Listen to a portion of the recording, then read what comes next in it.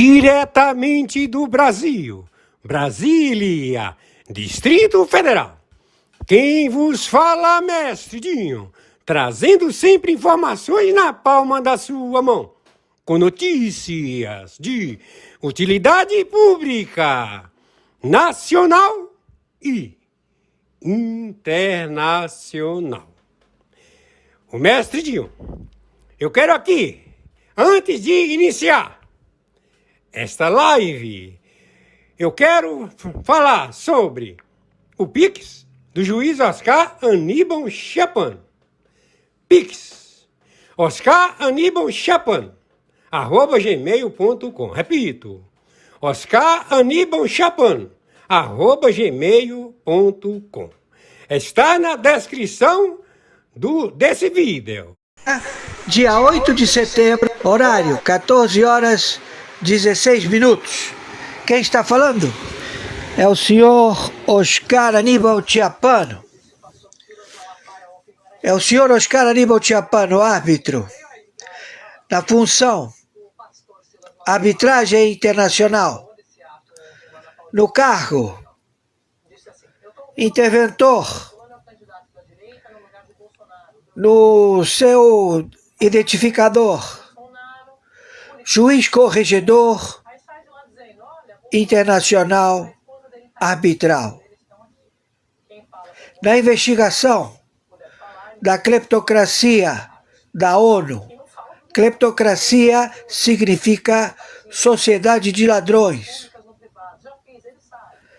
Então, nós temos que entender, posto que já revelei que perante a misericórdia de Todo-Poderoso, eu e mais um, fomos testemunho dele se fazer presente por misericórdia. Eu fui resgatado na dor de ter a perda das expectativas que você anela no próximo e que você não encontra e você se decepciona. E eu estava com essa dor. Então ele se fez presente à minha dor. Desconheço a dor da minha testemunha e eu testemunha dele, da dor que ele estivesse passando, se ele teve esse privilégio, essa epifania, levado pela dor, ou levado pela misericórdia, ou levado pelo merecimento. E convivi a minha vida inteira com muitas dores, de muitas decepções, até que ele me revelou que não é para eu ficar decepcionado, e sim sabido, ciente de que ele está operando através de mim, que estou interpretando decepção, dor, que em realidade eu tenho que agradecer, não pelo fato de ter a verdade exposta, e sim pelo fato de saber de quem foi mais agradecido pelo fato de ter sido muito, infinitamente perdoado dos seus pecados. Certamente que ele vai ser muito mais agradecido do que pouco pecou, do que pouco acertou o alvo. E este vai olhar para o que muito foi-lhe perdoado e vai dizer: olha, ele teve sorte até na hora do seu último momento, foi perdoado. E aquele que nunca pecou, que está olhando para os dois, está dizendo: eu nunca pequei, nem pouco nem muito. E eu quero entender, Senhor, o Senhor perdoa aquele bateu na outra face. Eu nunca lhe bati. E ele diz, eu sei o que sou, eu faço do meu dinheiro o que eu quero. Se você veio trabalhar na colheita desde a primeira alvorecer e fizemos o contrato e você se deu por satisfeito e trabalhou até o último momento para receber o teu pagamento, e aquele que chegou na metade do dia, já com toda a colheita já guardada, e levou a metade do pagamento, e veio aquele que por último chegou e disse, olha, eu quero trabalhar, por favor, um pouquinho, certo? E levou a mesma quantidade que você trabalhou a metade do dia e que você trabalhou o dia inteiro. E você diz, eu nunca pequei, eu nunca cometi erro nenhum. Então ele está revelando a você, a mim, que tanto tem a reclamar, a dizer, eu tenho direito. Você está exigindo dele o direito.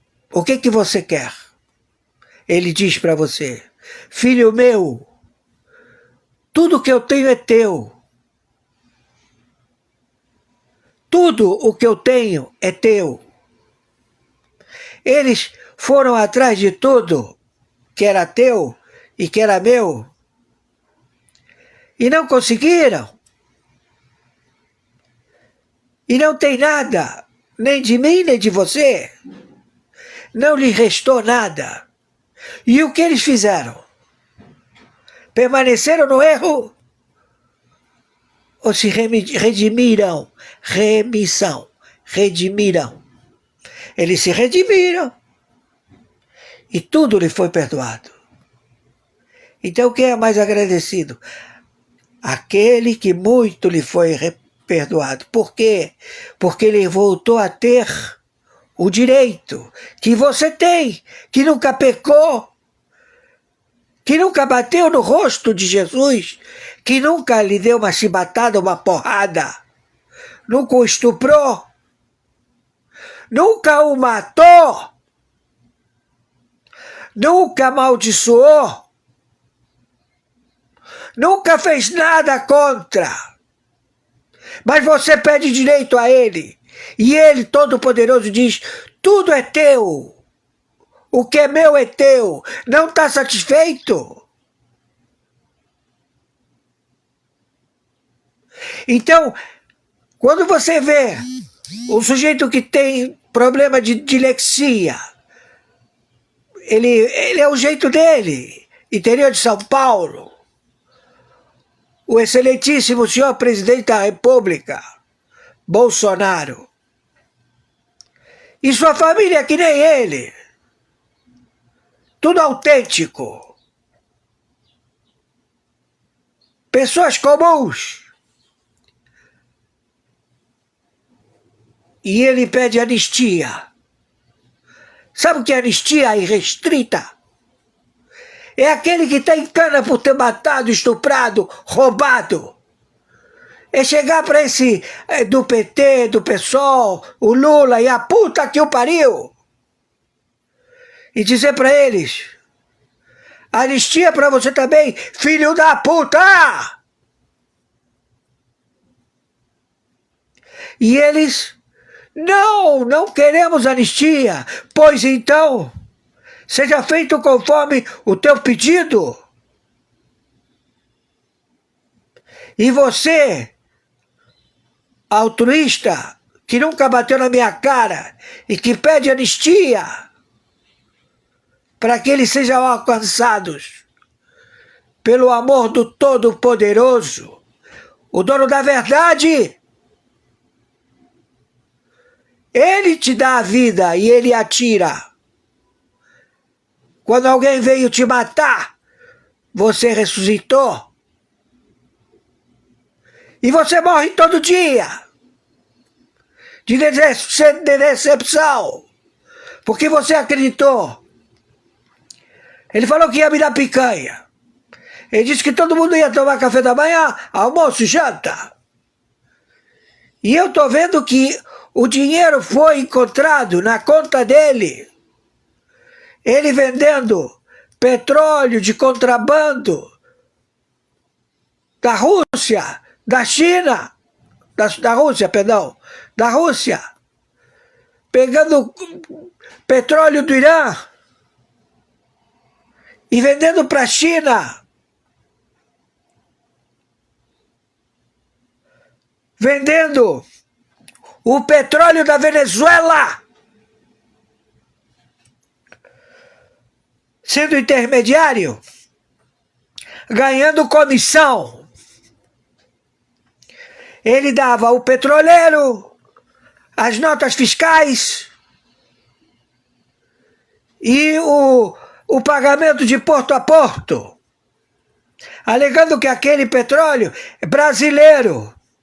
Filho da puta! E falei com um amigo, seu João, que foi comprar remédio para a mulher, porque não tinha no posto. R$200. Uma tarja de 30 comprimidos.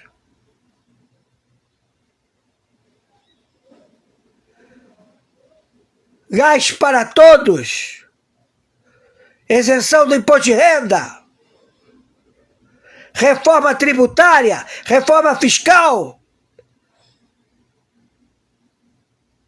E todos roubando 50% do patrimônio do Brasil. 50%. O restante para pagamentos. E este sujeito inflou os ministérios e colocou 39 ministérios. Encontrou o cofre com 6 bilhões e 800 milhões em reservas no Banco Central. Em menos de um ano, quadriplicou o déficit. E todo esse dinheiro contabilizado pelo supercomputador, que hoje todos os das janelinhas coloridas querem participar, porque eles não detêm essa tecnologia, mas eles querem participar e se uniram ao eu sou o que sou. Eu sou o que sou.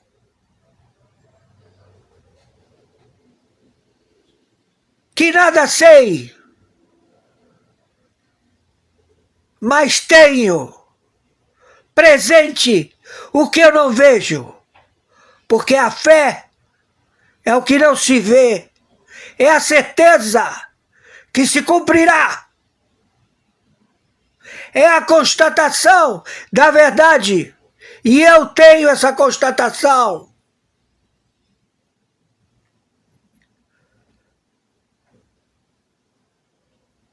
Fui dar publicidade a essa manifestação, já que eu não tinha compreensão,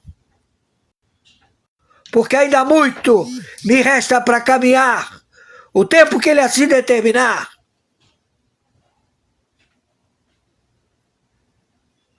E testifico, o filho de um presidente, como todos os outros,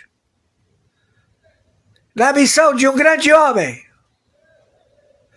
que se ajoelha e testifica que é perdoando que se é perdoado. Entenda você, pleno da Corte do Supremo Tribunal Federal, a misericórdia é dele. Os crimes, o planeta inteiro chancelou, está chancelado pela tutela e curatela de todos os membros diplomáticos do planeta. O planeta inteiro testifica o crime cometido na República Federativa do Brasil, 17 narco-estados da América do Sul, da América Central, do Caribe. E vocês daqui dando ordens ao planeta,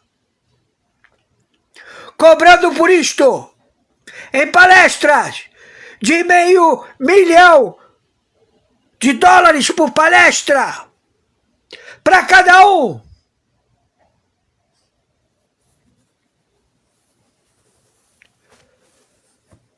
Assumiram vários protocolos para estabelecer o crime.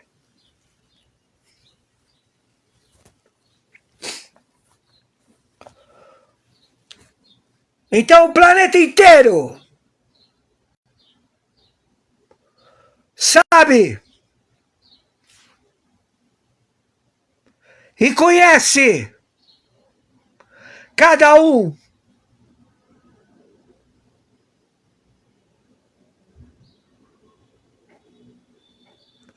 esta é a verdade. Então vocês do Estúdio I, esta moça Sadi, ela faz e fez o possível para honrar o contrato, a estabelecer uma mídia manipulada, a estabelecer um comportamento que não fala a verdade.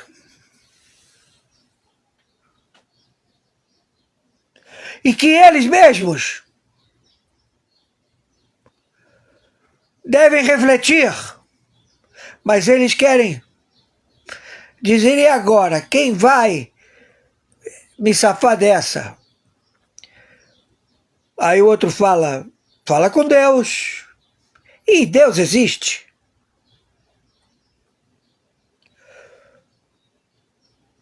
Eu sei que ele existe. Você sabe que ele existe.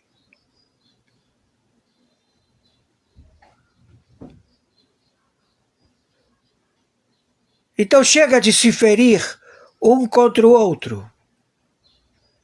Você que não fere ninguém, que não cuspiu nele, que não botou ele na cruz.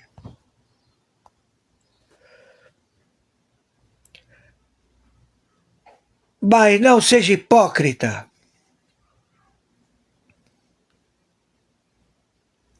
Porque sabendo disso, não é comigo, deixa pra lá, você condena o restante.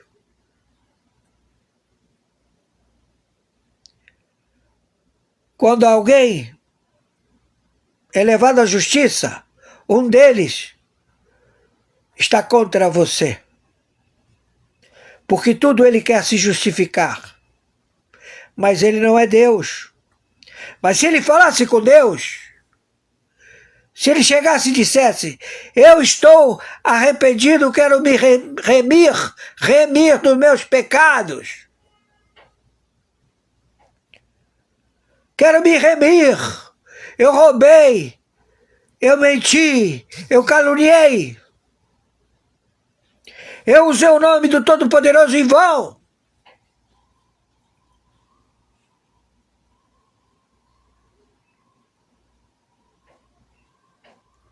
Ele existe. Aproveite esta dica. Ele existe. Então eu quero, Senhor, Yahushua Ahom Merushaim, a tua misericórdia, Senhor.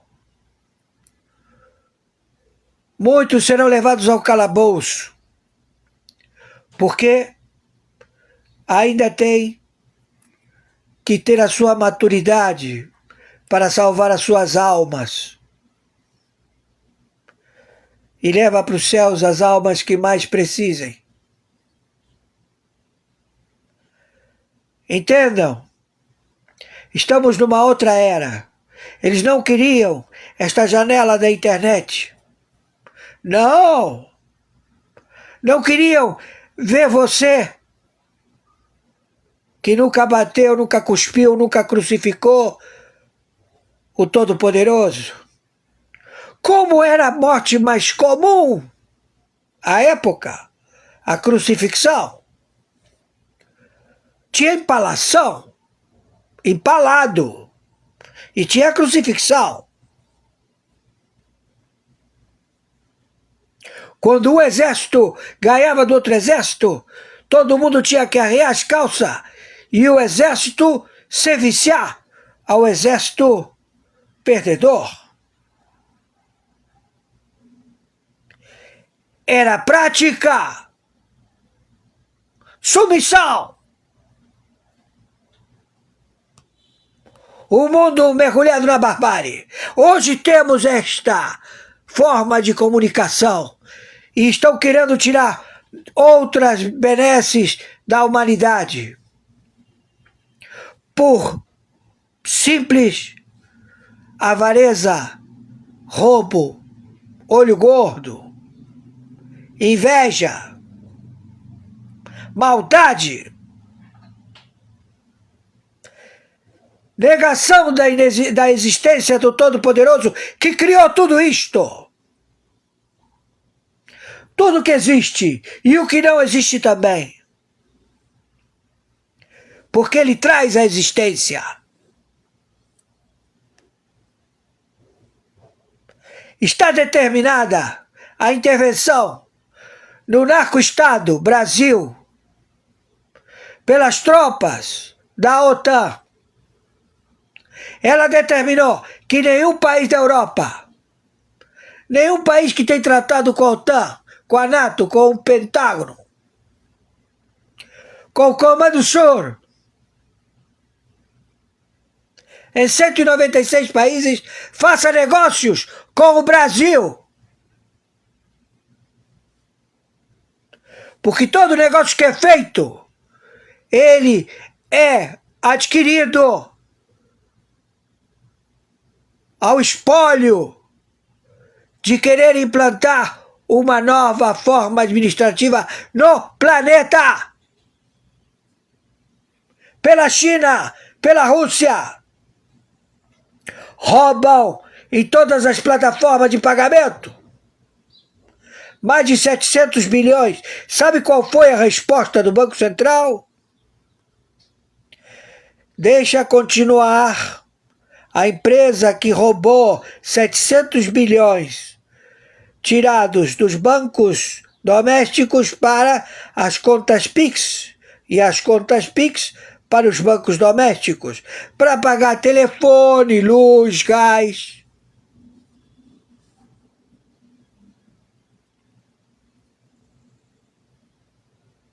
Entende? Isto sempre existiu. Desde 1988. Foi descoberto em 1997. A investigação foi até 2017. De 1997 até 2017, investigando esta organização de filho da puta!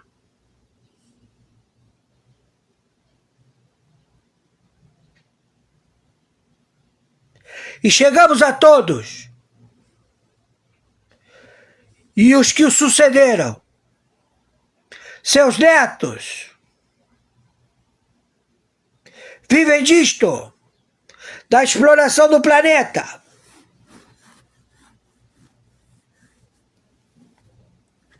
Então a evolução do Todo-Poderoso, ele ensina a humanidade. Você tem o livre-arbítrio. O sujeito diz, por que morrem criancinhas? Por que tanta maldade? Por que isso, por que aquilo? Deus não existe. Deus existe. Ele te deu livre-arbítrio.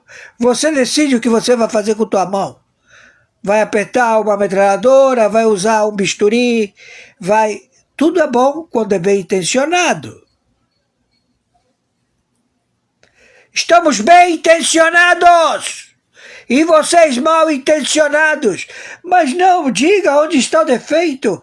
Olha só o caput, o título. Benfeitorias para a humanidade dos mais carentes. É maravilhoso o título, o caput. E o que vem a seguir? Arrecadar dinheiro. E esse dinheiro é feito o quê?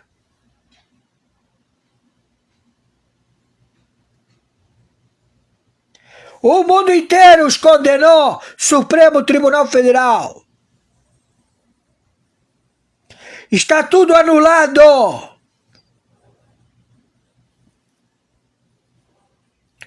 Demoraram muito com a anistia. Querem condenar para anistiar. Tem gente morrendo nos presídios, seus filhos da puta!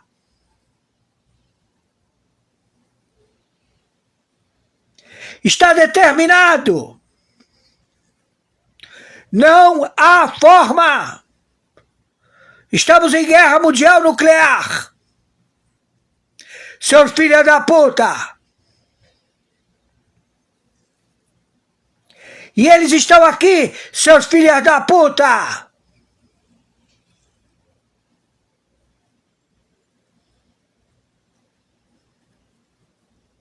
Hamas, Hezbollah, Al-Qaeda, Estado Islâmico, Europa toda, os xiitas, se levantaram todos, são tribos. Falou, eu fico com Copacabana, Ipanema, Leblon. Eu fico com a Tijuca.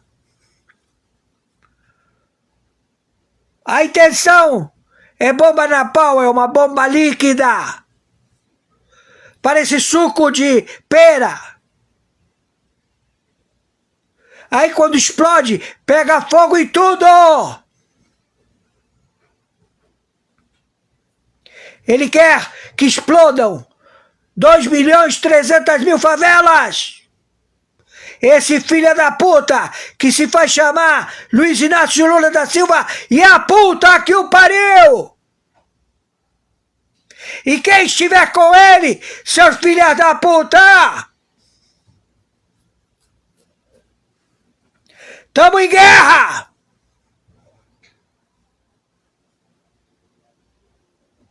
Estamos indo aí para prender todos vocês, seus filhos da puta! Tiro, porrada e bomba!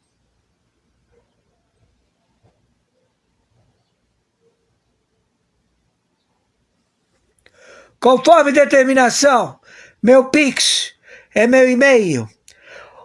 oscaranibaltiapano@gmail.com. Meu Pix é meu CPF 510 466 44734. Meu Pix é meu telefone celular, WhatsApp 5521 99742 0789. Eu tenho certeza, ciente, eu sou o que sou, eu sou o que sou,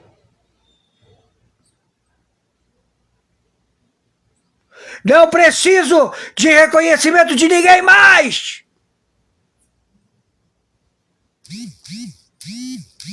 E muito aprender todos os dias. Eis-me aqui, Yahushua HaMashiach. Yahushua. Hashem. Allah, Allah, Allah, Akbar. Super Allah.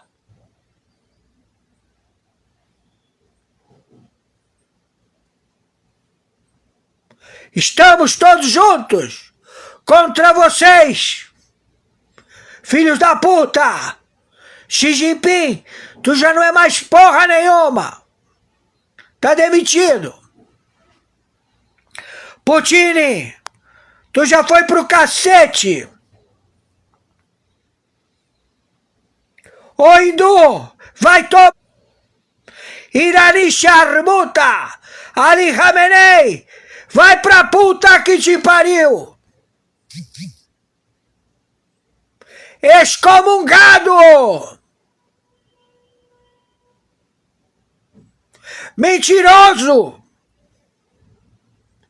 Predador do ventre muçulmano.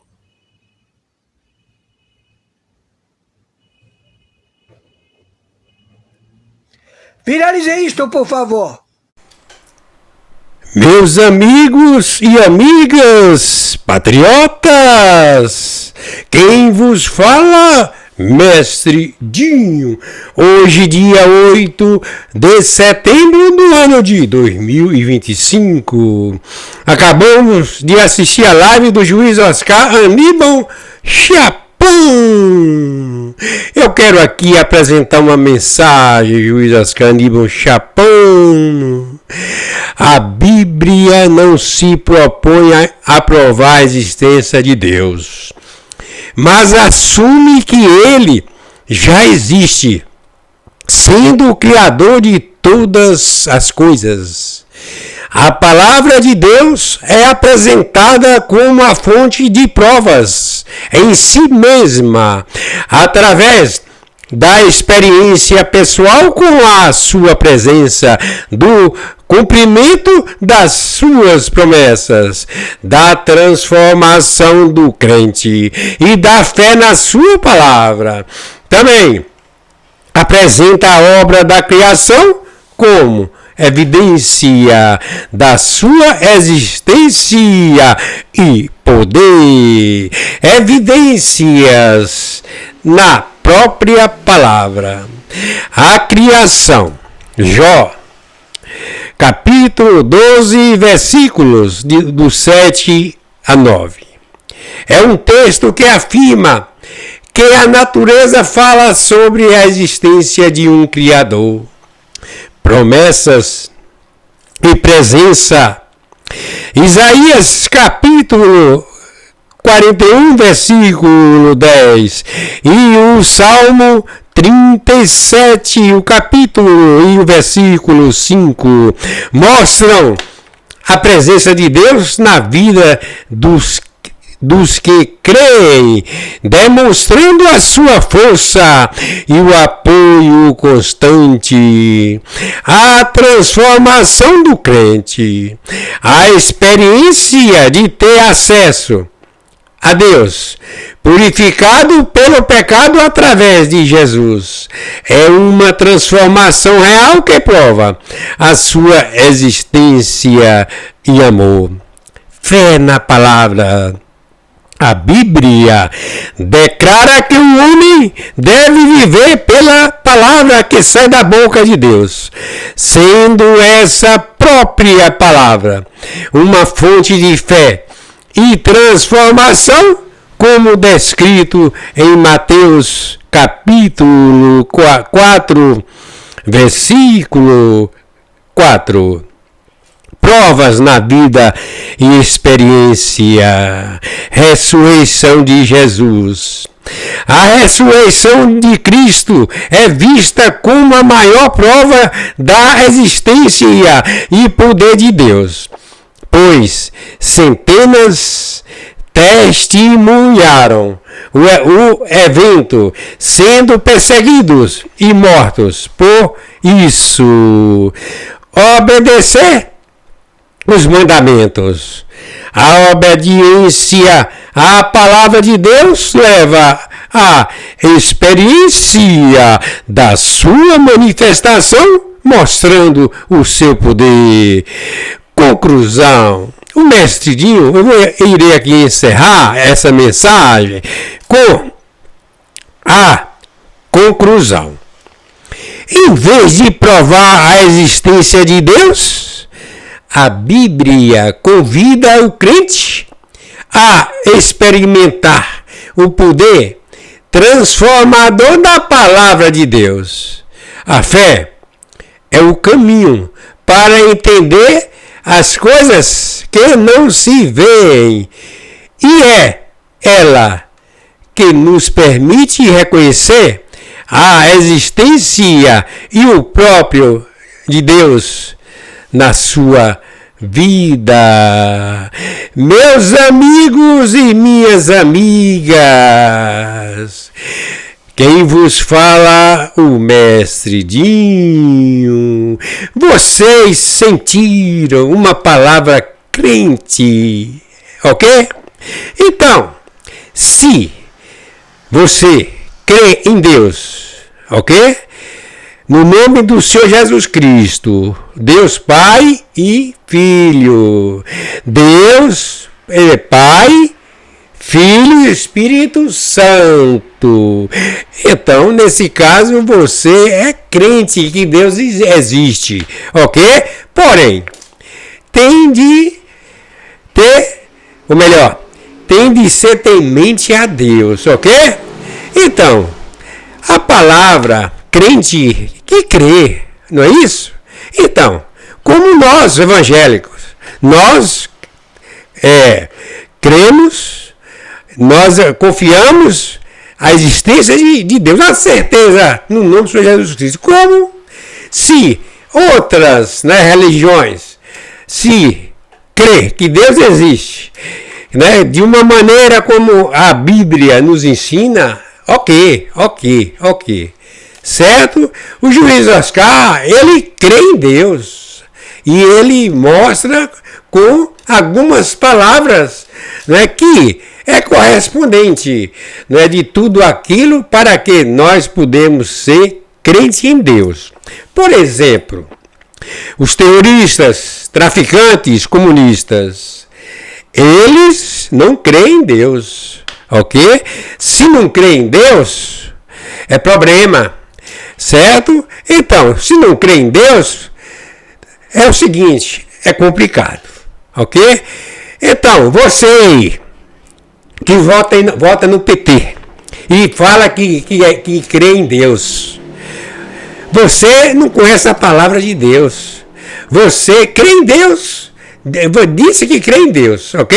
Mas, vota aí para esse sistema político atual aí, ok? De Lula, Moraes, etc. Vocês poderão observar o que o Moraes está fazendo, o que os terroristas fazem, certo? Os comunistas, eles são farinha do mesmo saco, não vale nada, a não ser que esses tipos de gente venha converter e crer em Deus e colocar em prática, porque Deus amou ao mundo de tal maneira que deu seu Filho unigênito, para que todo o que nele crê não pereça, mas tenha vida eterna.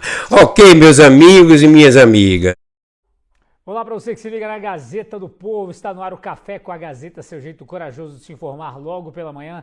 Eu já te convido a fazer parte do nosso programa, deixando o seu like, seu comentário, deixando o seu desabafo e, é claro, compartilhando o nosso café para que todo mundo fique muito bem informado.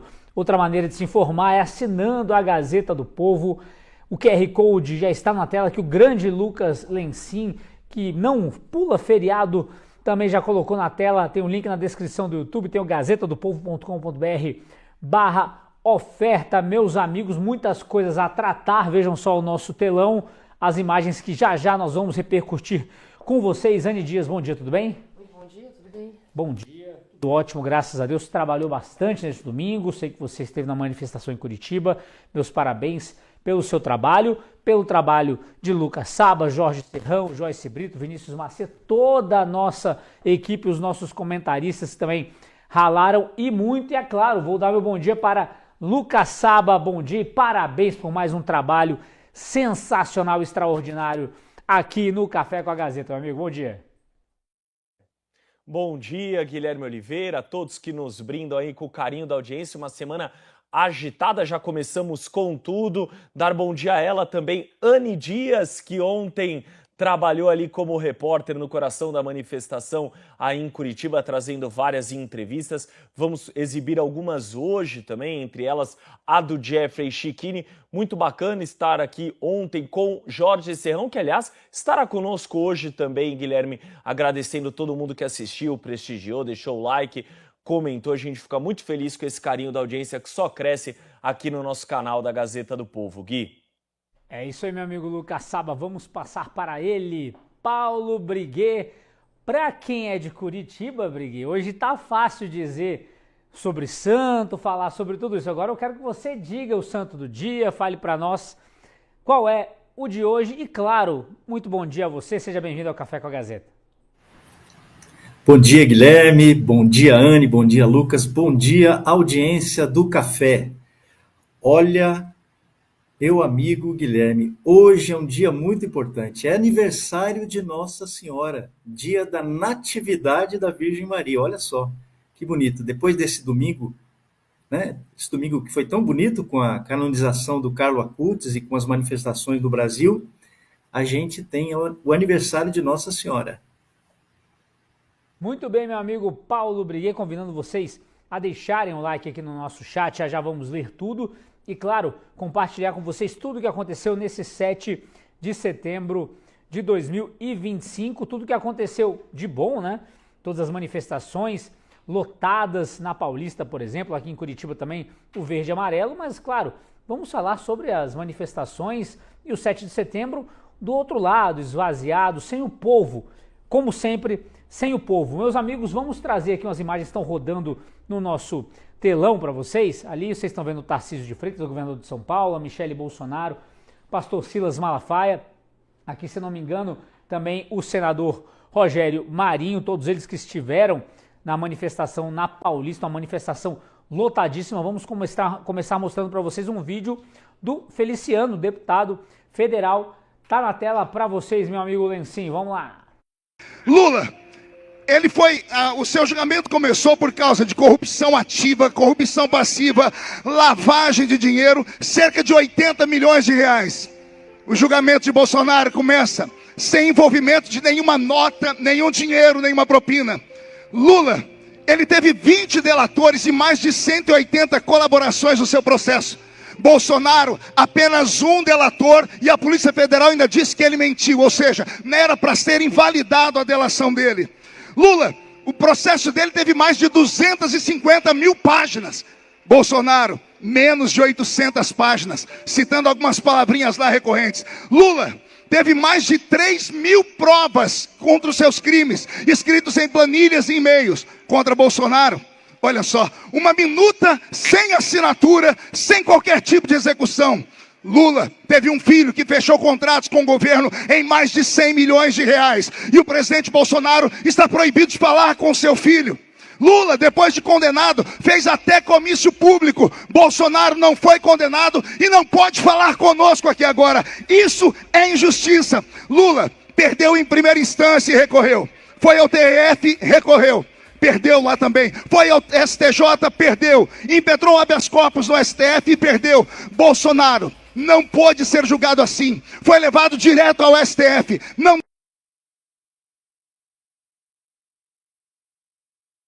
Registrando as mensagens de vocês, que o Sandro está por aqui, Ivana Maria também, o Hamilton Cardoso, Helena Diniz sempre com a gente, o Lúcio Fagundes, Ieda Carla também, o Marcos Souza, o André, a Silvinha Silveira.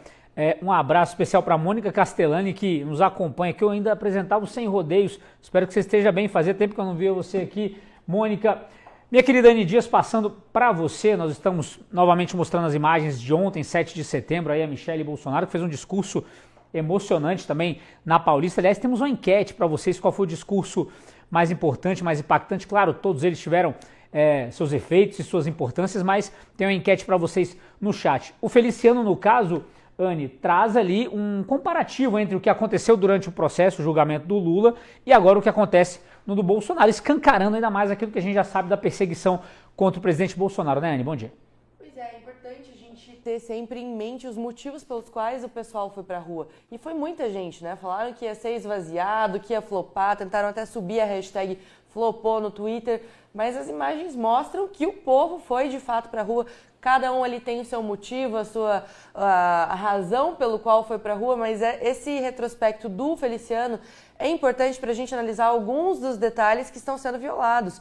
Como, por exemplo, o fato do Bolsonaro nem poder dar entrevista, da imprensa está sendo violada, a gente não ter ali o Bolsonaro livre, no caso, porque ele nem condenado foi nesse julgamento que é o mais importante, que é o julgamento aí que supostamente está condenando uma tentativa de golpe de Estado. Não é por isso, inclusive, que ele está preso. Ele está preso por um outro inquérito, uma outra investigação, está preso em casa, não pode ir para manifestação, não pode dar entrevista, não pode nem participar por videochamada, como aconteceu na última, e levou à prisão domiciliar. Então, é importante a gente lembrar, no processo do Lula, nada disso aconteceu. Ele pôde dar entrevista, ele estava com, como disse o Feliciano, com muito mais delação premiada, havia muito mais provas, e daí também por um golpe, né? Uma questão ali do STF, quando o STF decide reverter a situação da Lava Jato, que sim, isso sim foi um golpe de fato, aí ele volta aí para a ativa, volta para as urnas e se elege presidente da República. Enquanto o Bolsonaro, que sem indício de corrupção,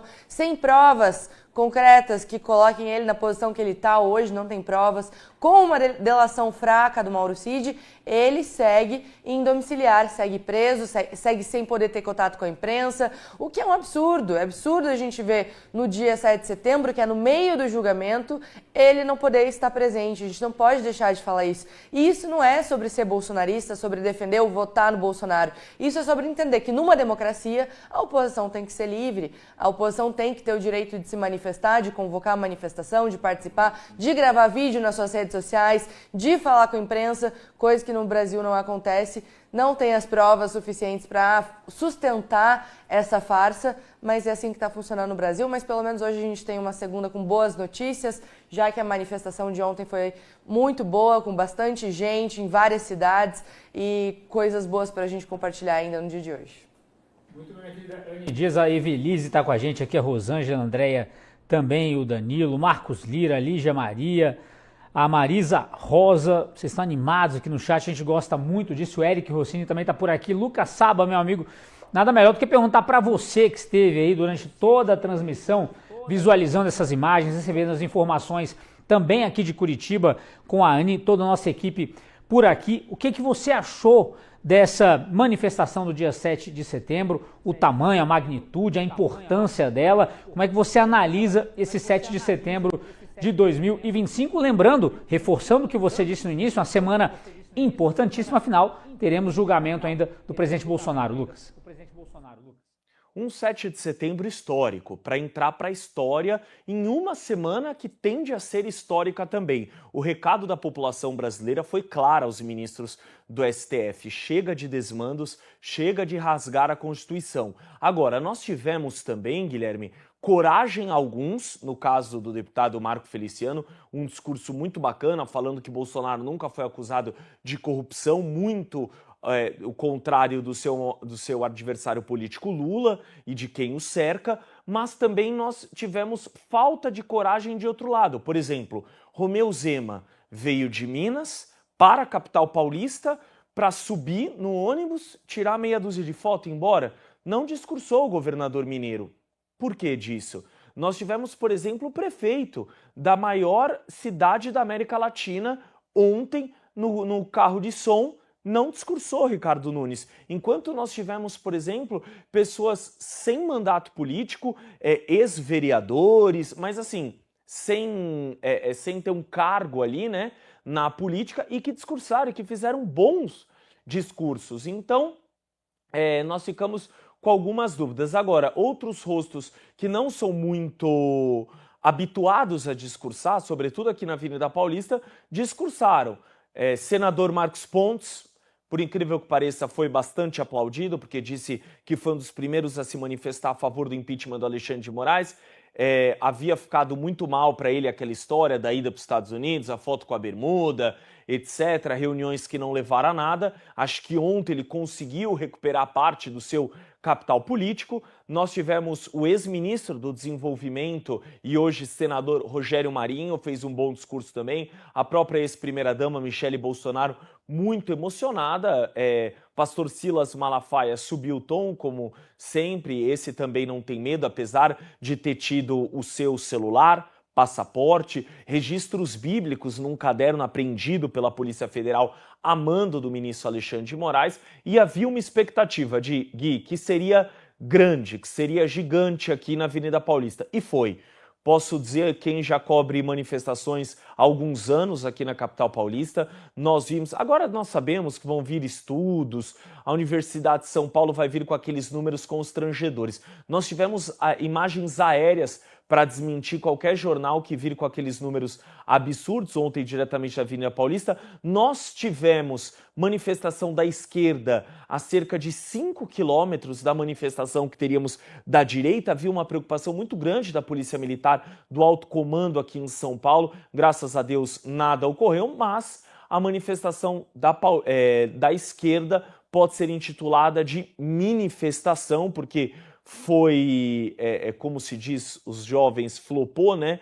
Teve pouquíssimas pessoas, foi ali na porta da Secretaria de Educação do Estado de São Paulo, ali no centro também, na Praça da República, convocada ali por MST, Central Única dos Trabalhadores, vários sindicatos, alguns deputados da esquerda se fizeram presente, mas foi muito diferente do que nós tivemos aqui na capital paulista. E nós também, não foi só São Paulo que ficou cheia, Curitiba, a Anne nos mostrou, nós tivemos Belo Horizonte ali com o Nicolas Ferreira coordenando os trabalhos, Goiás com Gustavo Gayer coordenando também os trabalhos, muito diferente, por exemplo, do desfile oficial do 7 de setembro, que Lula, mais uma vez, acena a assessores, ministros e militares, porque a população mesmo, de fato, pouquíssimo compareceu no desfile oficial. Guilherme. Muito bem, meu amigo Lucas Saba. Vamos levar também esse assunto para o Paulo Briguet. Briguet, o Feliciano aí para iniciar os trabalhos no nosso programa, expondo a diferença de tratamento entre Lula e Bolsonaro. Vamos lembrar também que o STF descondenou o presidente Lula e agora vem perseguindo e já condenando de véspera e antivéspera o Bolsonaro nesse caso, né, Briguet? Guilherme, existe um abismo entre o caso do Bolsonaro e o caso do Lula, né? É um abismo entre esses dois políticos, que são hoje as duas lideranças, né, que estão aí colocadas, né, diante do povo.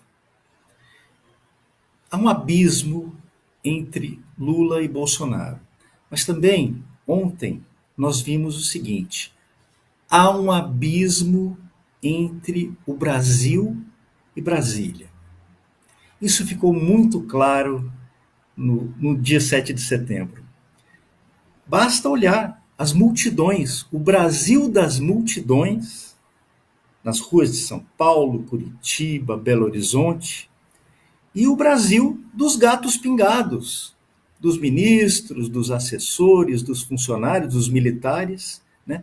Aquele desfile esvaziado. Então, nós vimos ontem os dois Brasis. Nós vimos o país da liberdade e o país da ditadura. Nós vimos o país da realidade e o país da narrativa. Nós vimos o país da voz e o país da censura. Nós vimos o Brasil do povo e o Brasil dos gatos pingados. O Brasil da indignação e o Brasil do constrangimento. Nós vimos o Brasil ontem, um país de verdade. E nós vimos Brasília, a capital da mentira. Briguet, registrando as mensagens de vocês aqui, a Sandra Maria está por aqui, a Célia Lages também, a Patrícia Goulart, tendo que se emocionou no discurso da Michelle, o Roberto Júnior também está mandando um recado. A gente convida vocês a deixarem o like também, que é importantíssimo para o nosso trabalho, assinarem a Gazeta do Povo. Essa promoção de 7 de setembro segue ainda, R$ 7,00 por mês nos primeiros 9 meses. QR Code está na tela, o grande Lucas assim já colocou. Tem um link na descrição do YouTube, também o gazetadopovo.com.br/oferta. Falando sobre esses dois Brasis que o Briguet mencionou, vamos mostrar aqui a foto do desfile oficial, né, como se chama, lá em Brasília. E veja a mensagem aqui nessas moças e moços de camiseta: soberania, e as bandeiras do Brasil estendidas ali. Vocês podem ver já de cara um local bastante esvaziado, ou seja, para variar, o que não deu certo foi o ato oficial do governo. Aliás, os que convocaram também não deu nada certo, o mote da soberania, quer dizer, pegaram toda a situação com os Estados Unidos, Anny, desconstruíram aquilo, criaram a narrativa, criaram a mentira e estão levando à frente a ideia de soberania, que os Estados Unidos querem pegar o Brasil, destruir o Brasil, lá. É o que a gente está ouvindo já há algumas semanas, meses, né, Anny? É a palavra da vez, né? Agora é o que eles usam para tentar encaixar naquilo que eles querem construir a narrativa é soberania, uma palavra bonita, e eles inventam aí essa narrativa de que os Estados Unidos está interferindo na soberania do Brasil, quando no fim só está usando uma estratégia econômica, com sim uma razão política, mas é uma prática que os Estados Unidos faz aí com vários países. É super natural a gente ter essa guerra tarifária. Claro, não é bom para o Brasil, a gente não defende aqui de forma alguma a taxação, isso é prejudicial para a nossa economia, a gente está vendo os resultados disso, os efeitos, mas não tem como falar em ataque à soberania, não faz o menor sentido. Os Estados Unidos não está dentro do Brasil, mexendo na nossa democracia, fazendo com que as coisas não funcionem da maneira como deveriam funcionar. Quem está fazendo isso é o próprio STF, quem está prejudicando o Brasil no sentido da separação de poderes e na democracia, nas situações como devido processo legal, como liberdade de expressão, é o próprio STF. O que os Estados Unidos faz é usar uma arma econômica num país que ele discorda politicamente. É natural, faz parte da geopolítica global. Só que aí a gente vê agora esse discurso de que a gente tem que defender a soberania do Brasil. Até essas cores, é absurdo a gente vê eles usando camisas do Brasil, quando tanto criticaram a camisa do Brasil em várias manifestações que pessoas do polo oposto decidiram usar uma camisa verde e amarelo, que representa as cores do Brasil, às vezes até uma camiseta da seleção de futebol brasileiro, que também é um símbolo ali de orgulho nacional. O futebol brasileiro sempre foi usado como um símbolo da direita. E tá tudo bem, foi uma escolha, só que o problema é que a esquerda sempre criticou o uso das cores do Brasil, falando sobre o patriotismo no sentido ruim, né? Como se fosse algo ruim alguém se declarar patriota, usar uma camiseta para defender os seus valores políticos. E aí agora, nesse momento, eles fazem a mesma estratégia. Eles acham que o povo vai esquecer, que o povo tem memória curta, que ninguém vai perceber que estão usando as cores do Brasil, que estão usando uma palavra ali de super trunfo só para... É a nova palavra, a palavra da moda, né? Já foi democracia, já foi machismo, já foi um monte de palavra. Agora a palavra da moda é soberania, para inventar, para construir uma narrativa de que quem luta pelo Brasil é o Lula, quem combate o Trump e as tarifas é o Lula, quando, na ponta, o Lula é o principal responsável por a gente estar vivendo essa crise diplomática com o Brasil. Não foi o Eduardo Bolsonaro que começou a construir alianças com o Irã, com a Rússia, com a China, que foi num evento dos BRICS para criticar o dólar, falando que a gente não precisa mais do dólar, que apontou e chamou ali a esposa do Lula, né, que chamou o Elon Musk de, sei lá, xingou o Elon Musk ao vivo, ou pessoas próximas ao Lula que chamam o Trump de fascista. Isso não tem nada a ver com o Eduardo Bolsonaro ou com o Bolsonaro. Foi o Lula que não soube liderar uma diplomacia necessária com um grande parceiro comercial do Brasil. Ele é o responsável por aquilo que ele diz ser atentado à soberania. Daí agora é fácil tentar inverter a narrativa e tentar vender para o povo uma mentira. E eles não vão parar. Agora a gente está aí há quase um ano das eleições, eles vão usar cada vez mais a máquina para tentar continuar levantando essa história para frente, cada vez mais a estratégia de marketing, de comunicação, para inventar essa narrativa e fazer com que o povo caia nessa mentira. É essa a estratégia. E a gente não pode menosprezar também, porque a gente sabe, eles vieram forte nas últimas eleições, agora eles têm as máquinas, a máquina, né? A máquina pública, o orçamento. A gente discutiu também na sexta-feira sobre Vale Gás, que agora vai ter gás grátis para a população, porque eles vão usar tudo que tem sob o controle deles e mais, né, coisas além, como a gente já viu acontecendo em outras situações, para se manter no poder. Então, essa é só mais uma estratégia barata, uma estratégia falsa para tentar levantar o nome de alguém que é o responsável por essa crise que a gente vive hoje. Pois é, Anny, no discurso no dia 6 em rede nacional, o Lula defendeu os feitos do governo, falou sobre o STF, acionou, né, de alguma forma o STF de maneira elogiosa, fez campanha basicamente, só que outro presidente havia feito do 7 de setembro um momento, obviamente, para falar do Brasil e dos feitos para o Brasil, só que ele foi condenado. O TSE condenou o Bolsonaro e Braga Neto por uso político do 7 de setembro. Só que o Lula fez tudo isso também e nada acontece com ele, meu amigo Lucas Saba. Aqueles dois Brasis que o Briguet falou, que vocês bem mencionaram, sobre o abismo entre uma situação e outra. Nesse caso, também aqui, o 7 de setembro virou um momento de campanha, de luta pela reeleição do Lula, usando o mote da soberania nacional, se utilizou no discurso em rede nacional também para falar dos feitos do governo, defendeu também a regulação das redes sociais, em outras palavras, a censura, na verdade. E aí, quando foi com Bolsonaro, condenado, Lucas Saba. Pois é, Guilherme Oliveira. Agora imagina o seguinte, se ele usou esse 7 de setembro já para fazer campanha eleitoral e nós estamos há 13 meses da campanha eleitoral, imagina no ano que vem que faltará ali 30 dias, cerca de 30 dias para o primeiro turno das eleições presidenciais, de governo, etc. Imagina a tensão Tribunal Superior Eleitoral, de olho no 7 de setembro do ano que vem. Agora, ele faz campanha eleitoral, Gui, através da televisão, né, dos comunicados oficiais do governo federal, porque no 7 de setembro ali não tinha ninguém, era apenas os militares, os assessores, todo mundo ali que tinha que estar ali, né, por ossos do ofício, vamos colocar assim, porque o povo mesmo não compareceu. E aqui em São Paulo também não. Agora, destacando alguns trechos do discurso dele, que foi até tema ontem na nossa abertura para a manifestação, eu e o Serrão, a gente acabou destrinchando esse tema, porque assim, qual foi o discurso do presidente da República para falar do 7 de setembro? Ele elogiou o Pix, disse que o Pix é uma invenção brasileira. Sim, ele só esqueceu de falar de quem e de qual governo, né? Implementado no governo do ex-presidente Jair Bolsonaro, com o chefe da pasta da Fazenda, Paulo Guedes. Só esqueceu esse detalhe. Outra questão, falou que é necessária a regulação das redes sociais.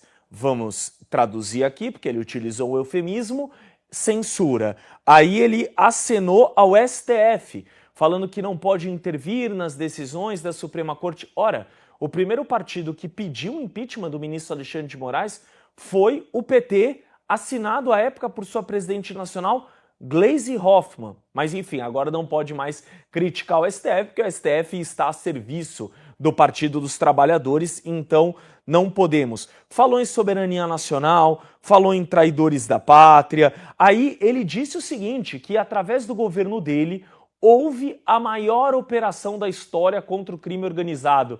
Aí ele esquece mais um contexto. Primeiro que a Polícia Federal em nada tem a ver, muitas das vezes, com o governo dele, mas, sobretudo, ele esqueceu uma coisa. Quando quiseram pautar os deputados federais sérios, que não são muitos, infelizmente, a Câmara dos Deputados, que o PCC e o Comando Vermelho são organizações terroristas, sabe quem votou contra na Câmara dos Deputados, Luiz Inácio Lula da Silva? O seu partido, o PSOL, o PCdoB, o Partido Comunista do Brasil, o Partido Rede, o PV, o Partido Verde, todos esses. Então veja, como é bonito, hein, Gui? Eu elogio o Pix, mas não é de minha autoria. Eu peço censura nas redes, eu critico o crime organizado, mas na hora de depositar ali o meu voto, colocar o dedo na digital da Câmara dos Deputados para votação, eu alivio para as organizações criminosas.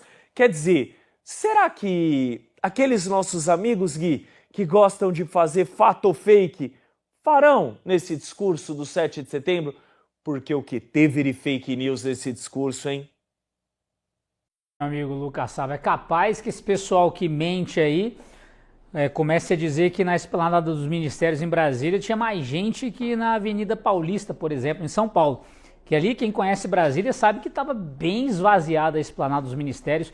Nos anos do Bolsonaro, por exemplo, ali nas grades estava abarrotado de gente, segurança mal conseguia segurar a grade. Meu amigo Paulo Briguet falando aí desse uso do discurso do Lula para o desfile em Brasília, mas também nas redes, em cadeia nacional, ele falando sobre a censura nas redes sociais, elogiando o STF e falando da soberania nacional, essa desconstrução de tudo que está acontecendo em relação às tarifas dos Estados Unidos, Briguet. A palavra soberania, Guilherme, ela tem sido usada para esconder a realidade. A palavra soberania, ela tem origem no latim medieval, superanos. Soberano é aquele que está acima, aquele que está numa posição superior. Então, eu entendi perfeitamente qual é a soberania que o Lula está defendendo. Ele está defendendo a soberania do regime PT-STF. Ele está defendendo a soberania do Alexandre de Moraes sobre a lei e a justiça. Ele está defendendo a soberania dos censores, a soberania dos impostos, a soberania das elites. Essa é a soberania que o Lula está defendendo. Então, achei perfeita a escolha do termo. No fundo, o que se defende é a soberania do crime, é a soberania dos ladrões do INSS, é a soberania do mal. Essa é a soberania que está sendo defendida agora. Não se enganem com o uso do termo, porque esse termo vai ser muito difundido e é preciso que a gente esclareça o que ele realmente significa. Amigo Paulo Briguet, vamos mostrar aqui para vocês uma entrevista do deputado Reinaldo Stefanes, que ele elogia a aplicação da Magnitsky contra o Moraes, deputado aqui do Paraná, participou do 7 de setembro em Curitiba e vai falar com a gente aqui no nosso VT. Você vai colocar aí, meu querido Aquiles, antes trazendo aqui para a Anne, só para a gente amarrar aqui essa questão do discurso, Anne, o Lula tem se utilizado disso diariamente, né? Todas as vezes que ele aparece nas redes sociais, já é com algo estrategicamente colocado, arquitetado ali pela equipe de comunicação. A gente lembra aqui, por exemplo, da uva, né, que ele falou sobre a plantação da uva, que convidava o Trump para conhecer toda essa questão do Brasil, mas aí começa a elogiar a Rússia, a Venezuela, começa a colocar tudo isso num pacote, sem nenhuma noção do que está falando inclusive da merenda escolar. Quer dizer, a gente vê assuntos completamente desconexos. O Lula não tem a noção exata do que está passando para o público, ou ele tem a noção exata do que não está passando, já que ele quer causar toda essa confusão na população. Mas em relação a esse discurso de véspera do 7 de setembro, no dia 6, em cadeia nacional, ele sabe muito bem como ludibriar o público, sabendo que o mote da soberania é algo completamente inventado pelo seu governo, diante da falta de diálogo, diante dos elogios às organizações criminosas, aos países ditatoriais. Quer dizer, o Lula consegue maquiar tudo no nosso país, né? Pois é, eu acho que dá pra ver três Lulas em determinadas situações. Tem o Lula que é quem ele é de fato, que é quando ele fala da Venezuela, da Rússia, da China. Tem o Lula que ele é assessorado por uma equipe de marketing e faz ali um vídeo da uva, ou fala que vai oferecer jabuticaba pro Trump. É o Lula ali que tem alguém pensando por trás na estratégia, que parece ainda um marketing barato, porque como que alguém no meio de uma crise diplomática oferece uma jabuticaba pro Trump achando que isso vai resolver? E isso foi pensado, tem um profissional por trás que ajudou ele a montar aquele vídeo, a pensar no discurso, a pensar no jeito de falar. Então tem esse Lula também, que é muito perigoso, apesar de ter vários efeitos ruins, né? Vídeos que a gente critica e acha ruim, é muito perigoso, porque foi isso que fez ele ser eleito pela primeira vez lá em 2002. Foi um marketing, foi ele, através de marqueteiros, construindo uma narrativa diferente de quem ele é de fato.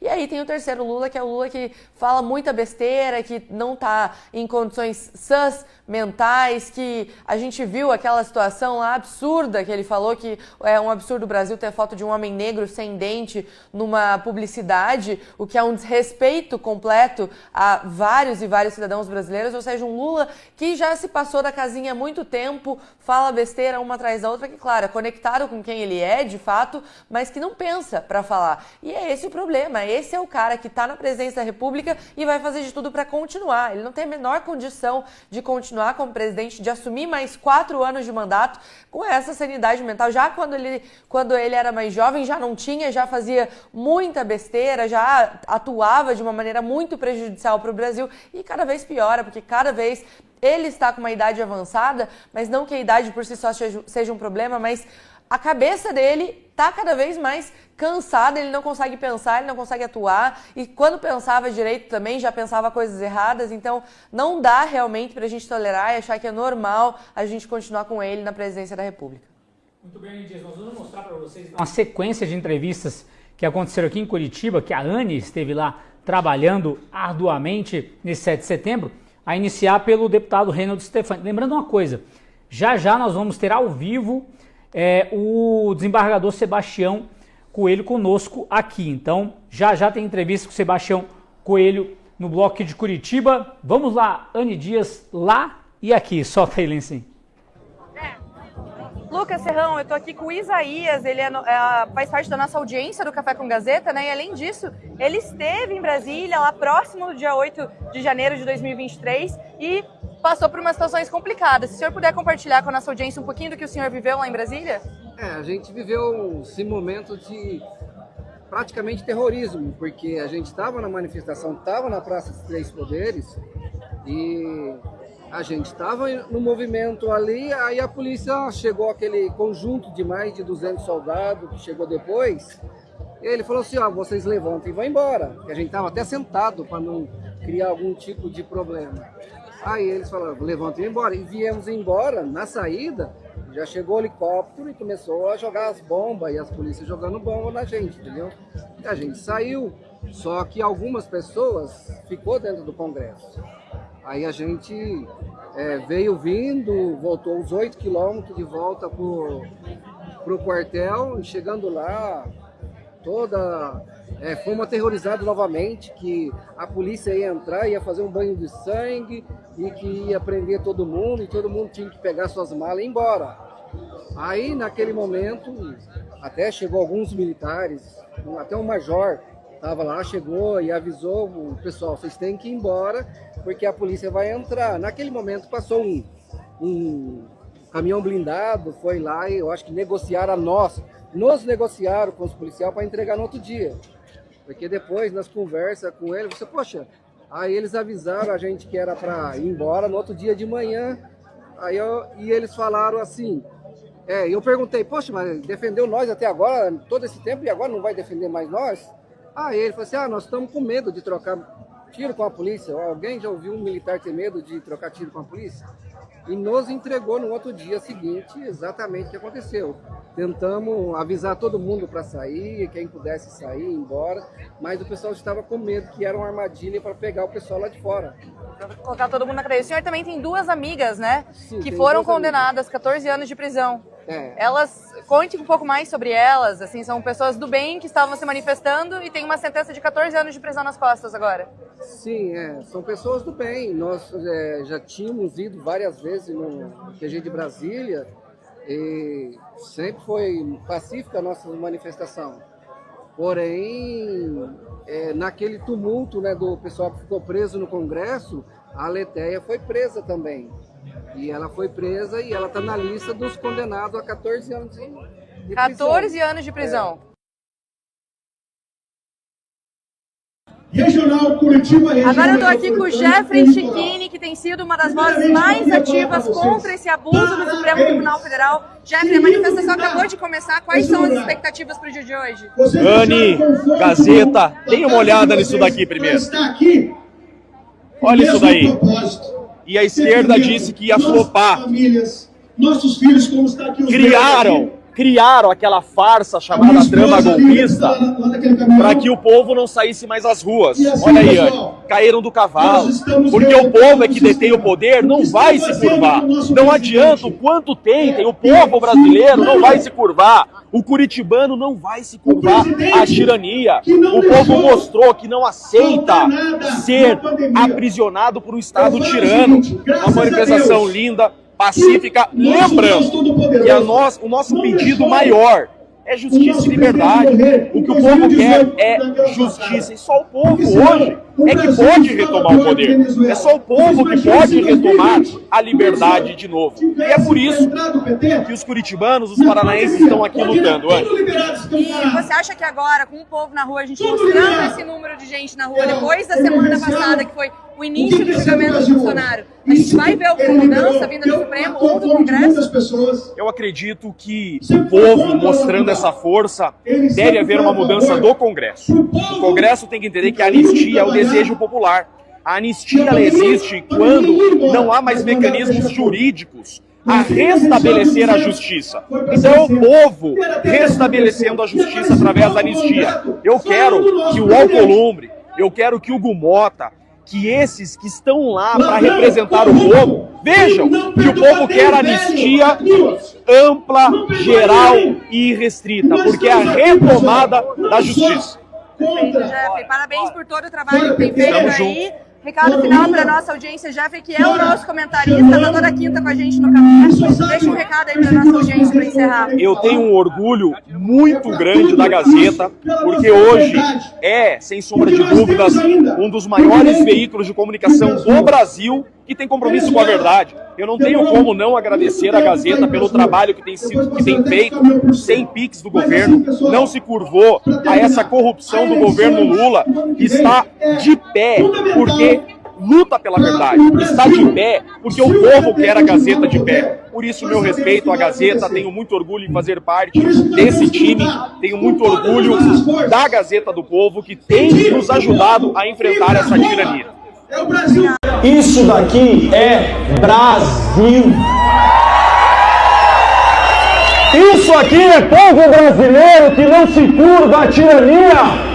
Nós não vamos nos curvar a tirano nenhum. Não faço parte da geração que vai morrer como um cordeiro para que meu país vire a Venezuela. O poder é de vocês. O poder é do povo. Criar essa farsa da trama golpista para que vocês não colocassem mais essa camisa verde e amarelo. O nosso crime é usar verde e amarelo. O nosso crime é lutar por liberdade. Hoje nós estamos mostrando para esse frouxo desse Hugo Mota, para esse frouxo desse Alcolumbre, que o poder é de vocês e não deles. Anistia já! Hugo Mota, seu frouxo! Alcolumbre, seu frouxo!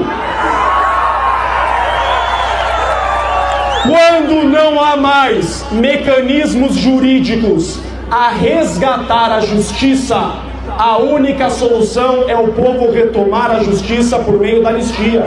Anistia não é para culpado, não. Não deixe nenhum vagabundo, nenhum criminoso, nenhum esquerdista, nenhum comunista dizer que anistia é para culpado. Isso daqui é Brasil.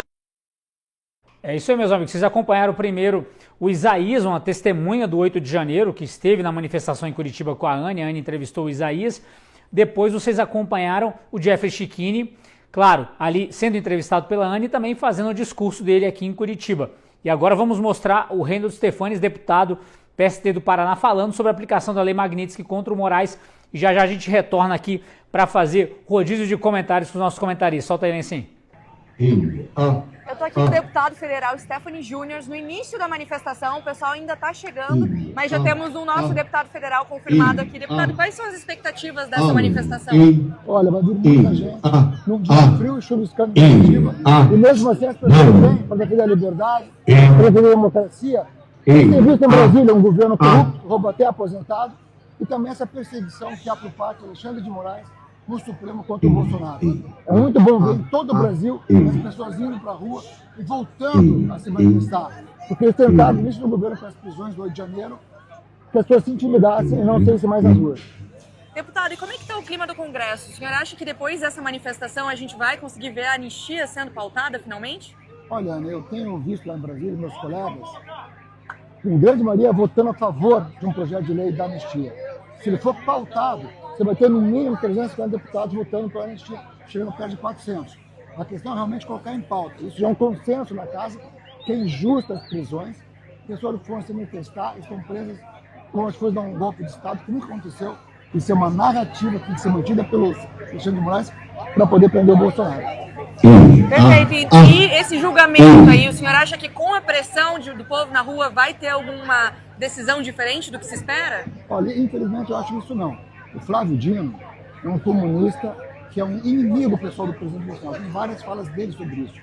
Ele tinha que se dar por impedido. A OAB fica quieta sobre esse assunto. Da mesma forma, o Zanin, que era advogado do Lula, é uma pessoa completamente contra o presidente Bolsonaro, se julgando ele. Além disso, o Alexandre de Moraes, que todos eles, ele é vítima, ele é a pessoa que faz toda a criminalização do Bolsonaro, ou seja, ele é o promotor, ele é o juiz, está tudo errado.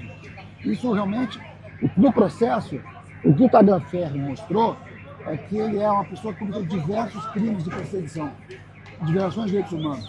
A Magnitsky foi muito bem aplicada contra ele. Muito obrigada pela participação aqui com a gente da Gazeta do Povo, deputado, e uma ótima manifestação para nós. Parabéns à Gazeta pelo trabalho que faz, Ju. Estou muito contente e é muito bom ver o crescimento de vocês. Muito obrigada. Show. Obrigada.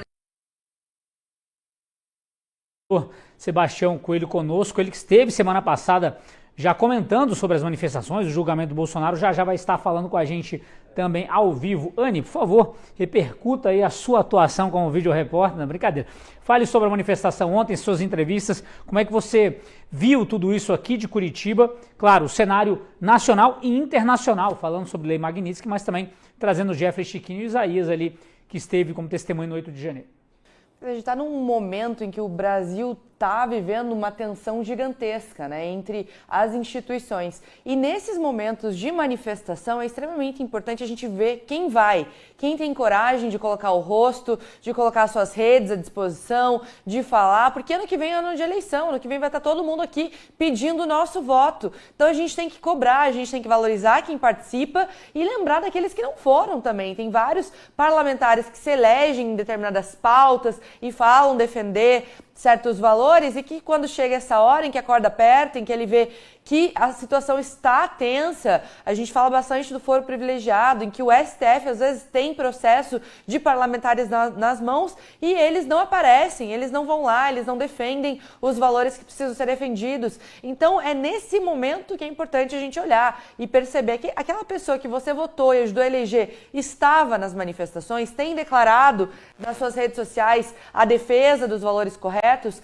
não tem medo de falar que a anistia ela é fundamental no momento de hoje, é importantíssima a defesa da anistia e não precisa ser deputado federal para defender isso não. Qualquer parlamentar deveria falar sobre esse maior absurdo que acontece no Brasil hoje, porque isso interfere em todas as casas, isso é uma violação à democracia. Não tem país democrático com um prisioneiro político, ou que persegue opositor político, ou que coloca atrás das grades, proíbe de dar entrevista. Numa democracia, a oposição é livre para se manifestar, para falar com a imprensa, para concorrer às eleições, e a gente tem um Brasil em que tudo está dos avessos. Então, por isso que é importante a gente entender quem vai, quem participa, quem coloca o rosto, quem decide subir num caminhão para dar discurso, porque isso tem que ser valorizado.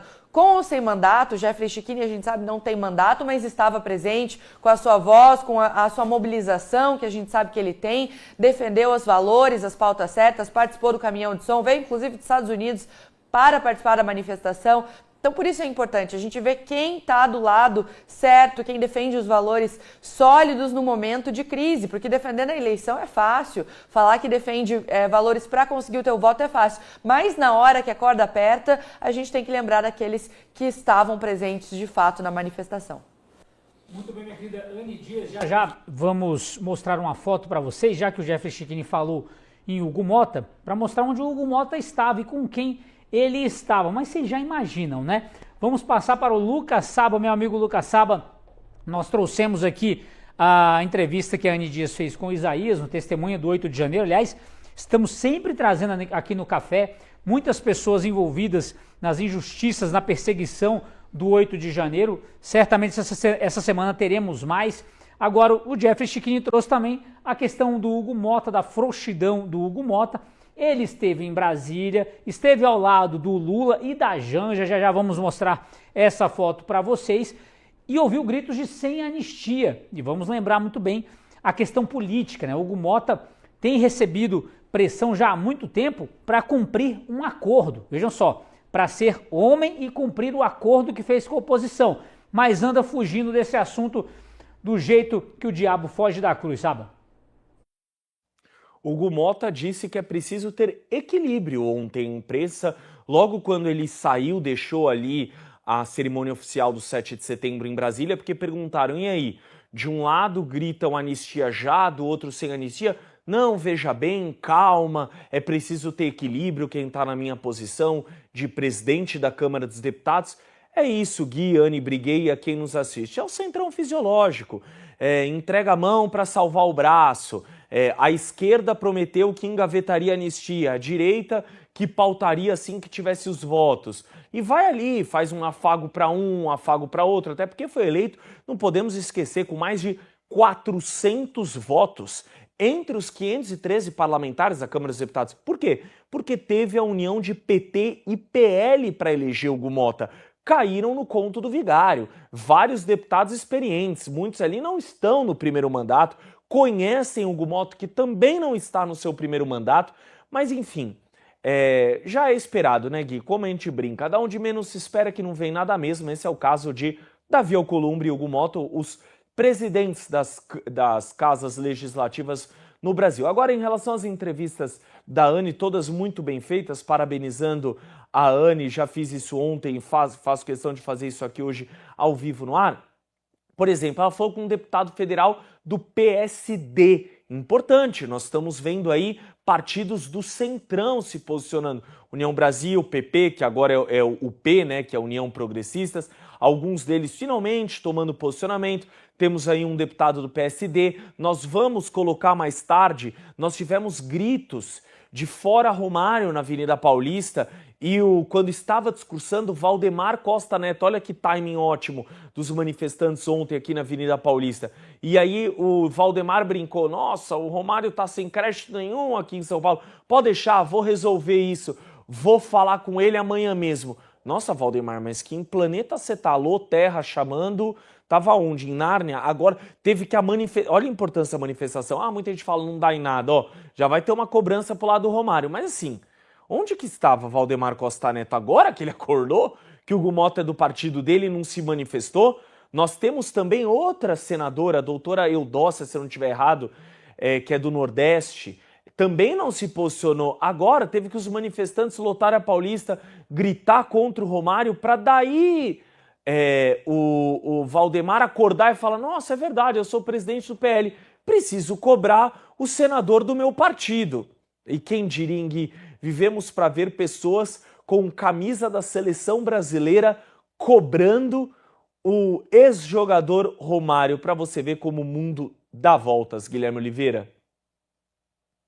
Sabe, o Lucas mencionou essa pressão que estão fazendo sobre os partidos do Centrão, importante, né? A gente tem que lembrar que o União Brasil e o Progressistas, na teoria ali, como sempre, né, desembarcaram do governo Lula, mas a gente tem que lembrar que o Progressistas ainda tem o ministro dos Esportes, o André Fufuca, e o Celso Sabino, que é do União Brasil, é ministro do Turismo. Aí o PSD, mencionado pelo Lucas, tem 3 ministérios ainda no governo Lula. Então muita coisa para acontecer, mas esse desembarque já se iniciou ali com a União Brasil e com o PP. Nós vamos mostrar na tela essa foto que a gente estava devendo aqui, do Hugo Motta apertando a mão do Lula, e aqui ao lado, vou chegar aqui, a Janja, de óculos escuros ali, posando para a foto como sempre. Meu amigo Paulo Briguet, não vou te perguntar sobre essa foto especificamente, mas se você quiser comentar, fica à vontade. E é claro, todo esse compilado aí de entrevistas que a Anne fez trabalhando dobrado ontem. Olha, primeiro parabéns a Anne, né? Repórter, comentarista, quer dizer, batendo o escanteio, cabeceando pro gol. Beleza, Anne, parabéns, viu? Olha, eu vi essa foto só agora, tá? Vocês colocaram na tela só agora. Sabe o que me chamou a atenção nessa foto? Não foi nem o Lula, nem a Janja, nem o Hugo Motta. Foi o menino, a expressão do menino atrás, a expressão assim de espanto, contrariedade, coitado do menino, levado ali, né? A expressão do menino que assim, que eu acho que aquele menino personifica o Brasil, né?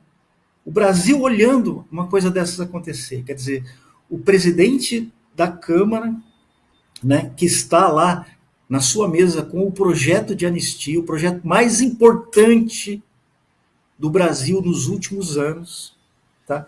cumprimentando o ocupante da presidência da República, né? Que tem todo o interesse em engavetar esse projeto. Quer dizer, é um espanto mesmo. O olhar do menino mostra um espanto mesmo do Brasil. Simboliza esse espanto do Brasil inteiro. Eu fui tomado assim de espanto com essa foto. Bom, uma coisa que eu queria notar aqui, ontem eu estava acompanhando, né, a repercussão das manifestações, e eu vi uma frase, um comentário do Gilmar Mendes. Ele usou as seguintes expressões: ditadura da toga, ministros agindo como tiranos. O Gilmar Mendes utilizou essas expressões no seu perfil no X, ontem, dia 7 de setembro.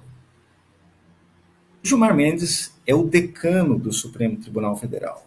Embora ele estivesse respondendo a críticas, né, ele utilizou essas palavras. Meus amigos, isso não é por acaso. É a primeira vez que eu vejo o Gilmar Mendes utilizando esses termos, mesmo que seja para refutar, ele utilizou esses termos. Volto a repetir: ditadura da toga, ministros agindo como tiranos. Por que o Gilmar Mendes resolveu pronunciar essas palavras? Eu desconfio que algo muito, muito estranho está acontecendo nos bastidores do sistema nessa semana. Nós precisamos ficar muito atentos mesmo, e exigir aquilo que é fundamental: anistia ampla, geral e irrestrita aos reféns de 8 de janeiro. Impeachment de Alexandre de Moraes e anulação desse julgamento farsesco que está acontecendo em Brasília. Ninguém aguenta mais a tirania de Alexandre de Moraes. Depois eu digo quem é que pronunciou essa frase ontem na Avenida Paulista. Paulo Briguet, aliás, quando chega o cidadão e vem falar que não existe ditadura da toga, é tipo aquele desonesto que fala que é honesto, né? Sempre essa situação, quando precisa afirmar, reafirmar muito alguma coisa, porque realmente está devendo no cartório. Meus amigos, já teremos o desembargador Sebastião Coelho conosco, uma entrevista no Café com a Gazeta, mas antes, vocês já estão acostumados, comentário do Alexandre Garcia, iniciando a semana. Vai lá, Garcia, vamos lá, Lencinho. Acho que houve 2 discursos importantes ontem, os mais importantes. Eu já mencionei no meu canal no YouTube, o discurso da filha do Clesão, dizendo que a anistia não ressuscita, não traz a vida ao pai dela, menina de 17 anos, mas vai fazer a vida voltar a mais de 1.000 famílias, né, que estão aí com avô, avó, tio, tia, pai, mãe, filho, injustiçados, condenados. A Débora, por exemplo, por escrever uma frase com batom numa pedra de granito que não estragou, né? E o outro discurso foi do governador de São Paulo, que é o mais importante governador do país, sobre anistia, pressionando Hugo Mota e mostrando que já há 350 votos na Câmara Federal para decidir sobre anistia. Eu fico pensando, né? Será que o pessoal do Supremo pensou nisso? Pensou nas coisas que foram feitas, né, totalmente fora do devido processo legal? Processo que devia estar correndo na primeira instância. Processo que poderia resolver em pequenas causas. Meu Deus, não pensaram nisso. E estão causando essa, vou chamar de inquietação, mas isso é um eufemismo, é bem mais do que isso. A gente corre um risco muito grande E a solução está no Senado. O presidente do Senado nem compareceu à tribuna onde estava o presidente da República ontem. E nem o presidente Supremo. Será que estão alheios à busca de uma solução para isso? Parece aquela coisa da mentira, né? Quem mente precisa primeiro mentir para si mesmo. Depois mente para os outros. Tem que arrebentar. A pessoa, por exemplo, que estudou direito, né, na faculdade, tem que contrariar tudo que aprendeu antes de fazer o que está fazendo. Aí, o presidente da República fez um discurso antes do 7 de setembro, falando muito em soberania, soberania, soberania. Gente, o PCC e os narcotraficantes em geral têm territórios soberanos ali na cara da ex-capital do país, no Rio de Janeiro. Estão tomando conta da Amazônia. Estão vendendo o ouro para fora. Tem compradores na Venezuela que não são da Venezuela comprando ouro de facções criminosas brasileiras. Esse é um assunto de soberania, de responsabilidade do Poder Executivo. Aí Lula diz que é o Lulinha paz e amor se o Trump quiser negociar. Meu Deus, mas o Trump quer negociar, está aqui a carta do Trump.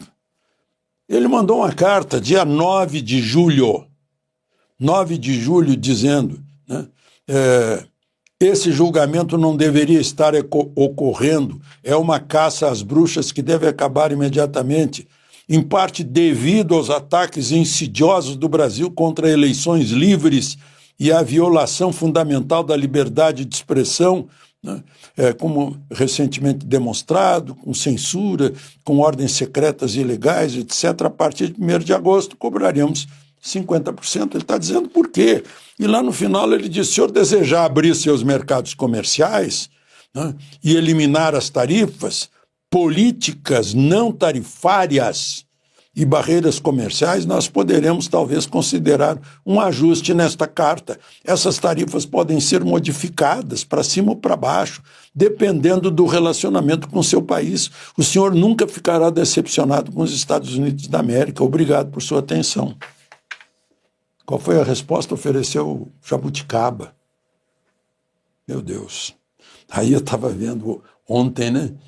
Lucas 14, 31 e 32, no Evangelho de ontem.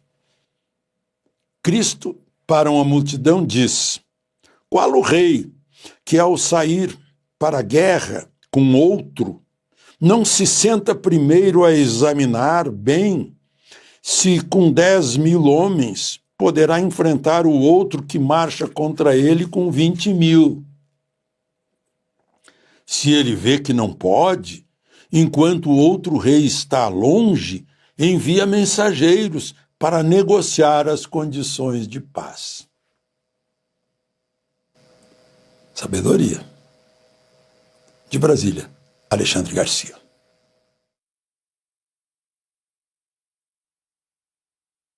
E, meus amigos, o Paulo Briguet mencionou aqui a reação do Gilmar Mendes à fala do governador Tarcísio de que o Brasil não tem a ditadura da toga. Ainda falou que os ministros do STF não são tiranos. Vamos mostrar aqui a matéria do Wesley Oliveira, da Gazeta do Povo, nosso editor.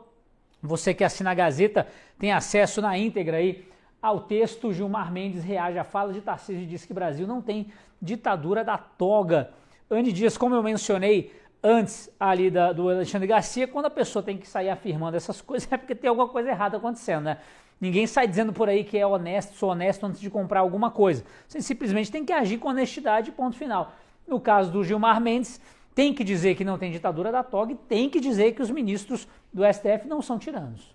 A gente sabe da aliança que ele tem com o Alexandre de Moraes também. Semana passada, inclusive, a gente repercutiu a fala do Gilmar Mendes falando que presta um apoio incondicional a Alexandre de Moraes, como Alexandre de Moraes ele é o responsável por sustentar uma democracia no Brasil, o que é um absurdo, tudo isso é um absurdo. Na verdade, a gente até falou esses tempos sobre uma pesquisa que mostrou ali que os brasileiros têm muita desconfiança e indignação com a postura dos ministros, o que por si só já mostra a maluquice que a gente vive. Como que a gente tem ministros super famosos no Brasil, em que o cidadão comum critica decisões que deveriam ser jurídicas e técnicas. Isso não é o ideal. O ideal de uma Suprema Corte é a discrição, são ministros técnicos, ministros que pautam ali o seu trabalho na Constituição Federal, ministros que não são conhecidos e, claro, as divergências são naturais. Sempre é um natural ter divergências e comportamentos em que sejam criticáveis pela população. Mas no Brasil isso passa todos os limites. Alexandre de Moraes passa todos os limites possíveis. Ele é o primeiro a usar a caneta dele para censurar alguém, para derrubar uma rede social, quando ele se sente incomodado. Foi num dia depois da Magnitsky que ele mandou mais um ofício para a Rumble e manteve ali a sua decisão de não ter uma plataforma no Brasil. Mais uma, né? A gente está falando, já foram 4 redes sociais censuradas por Alexandre de Moraes. Quantas foram as vozes, né, que Alexandre de Moraes não calou através de inquérito das fake news, derrubada de rede social, derrubada de veículo de imprensa, perseguição política, sem contar aqueles que estão na cadeia hoje, que a gente falou inclusive ali com o Isaías, que é mais um dos que estavam próximos, né, no dia 8 de janeiro. Ele acabou voltando um dia antes, mas tem 2 amigas que estão na prisão. Então a gente vive sim uma ditadura da toga, isso não é natural, não é normal, como disse o Guilherme, não faz sentido um juiz ter que falar que não tem uma ditadura da toga, ou ter que se justificar, ou ter que dar entrevista na imprensa, porque é claro que isso está acontecendo. E a gente também tem que falar sobre como a imprensa tradicional é conivente, a imprensa que recebe dinheiro público ali para campanha, para publicidade. Você liga a TV, você vê ali publicidade do Lula acontecendo na TV. Você escuta a rádio, tem publicidade de governo na rádio. Por que será que a imprensa está tão silente? Por que será que não falam desses abusos, das decisões equivocadas, das decisões que violam a Constituição Federal? Ou pior, por que não falam da fraude? Isso é fraude que aconteceu dentro do gabinete de Alexandre de Moraes. Da produção ilícita de provas. Isso é fraude, é um crime de acordo com o direito brasileiro e não se fala sobre isso. A imprensa é silente. Então, assim, a gente vive um país dos avessos, os valores completamente invertidos. Gilmar Mendes é cúmplice de Alexandre de Moraes, é outro que tem 1 milhão de problemas nas costas. A gente falou aqui sobre vários deles, de situações aí que envolvem situações políticas, de indícios de corrupção, tudo isso, Gilmar Mendes como aliado do Alexandre de Moraes. Então, sim, mais um dos representantes da ditadura da toga. Segundo o próprio Gilmar Mendes, o Supremo tem cumprido seu papel de guardião da Constituição, viu, Lucas Saba? Com segurança desses aí, igual o Gilmar Mendes e os outros ministros, a Constituição tá ferrada, viu? Para não dizer outra coisa. Pois é, Guilherme Oliveira, aquilo que você bem disse, né? Se ele precisa ficar defendendo o STF é porque alguma coisa está de errado, o decano ali da turma. Agora, em relação ao Gilmar Mendes, eu não tinha...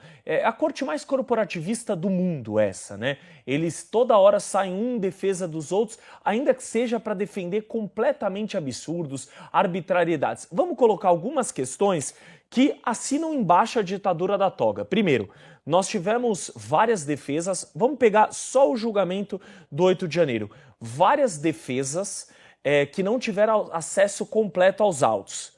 Defesas ali, todo o material dava, nós fizemos um levantamento, porque eram não sei quantos terabytes, 18 milhões de cópias da Bíblia. E aí as defesas tiveram, assim, pouquíssimas semanas para fazer a defesa, o que nem a IA, nem a inteligência artificial conseguiria dar conta de estudar todo aquele material e fazer uma defesa decente.